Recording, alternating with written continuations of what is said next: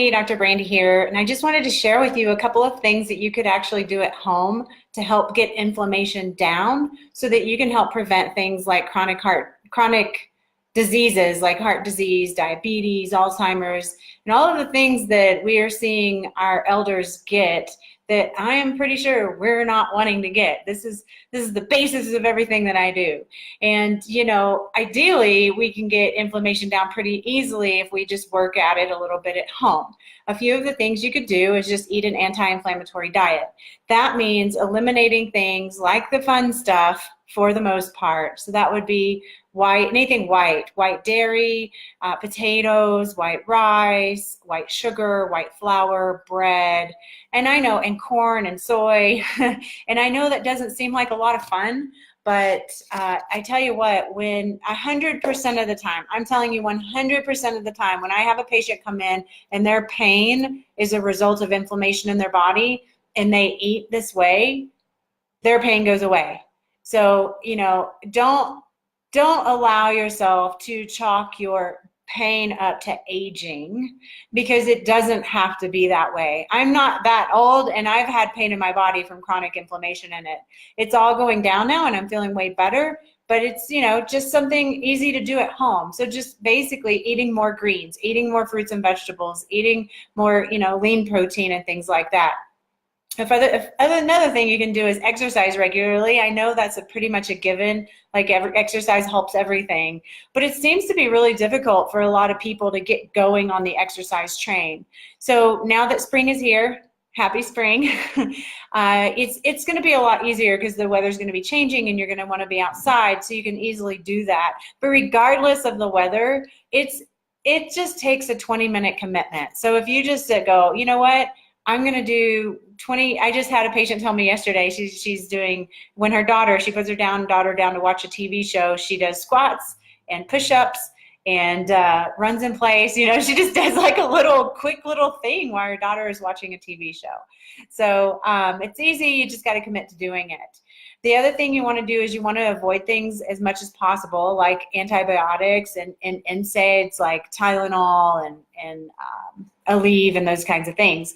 So those drugs actually alter the microbiome, and the microbiome is your gut environment. And you have lots of little bacteria in there, and you want to keep them as healthy as possible because they're responsible for your immune response in your body. So if you're killing those good guys off and the bad guys get to overtake the population, it's going to increase inflammation. Also, inflammation simply in the gut itself causes leaky gut, and the altered microbiome causes leaky gut. So you're hurting the microbiome, you're causing yourself leaky gut where things can leak through the gut lining essentially and create another immune response and more inflammation in your body. A few other things you may want to consider is just paying more attention to your mind-body connection. So doing things like yoga or Tai Chi or meditating. And I'm telling you, it only has to be like 5 or 10 minutes. It doesn't have to be long. It's just you sitting down and giving yourself a breather. The other thing is get good sleep. So sleep is so vital. Just shorting yourself a few hours of sleep has been shown to trigger pro-inflammatory cytokines and things in the body that don't feel so great. All right. Also, we found that a deficiency in biotin, which is a B vitamin, can also increase inflammation. So if you don't know if you're deficient in B vitamins or biotin or any other nutrient, you may want to join us at our open house in our blood draw day.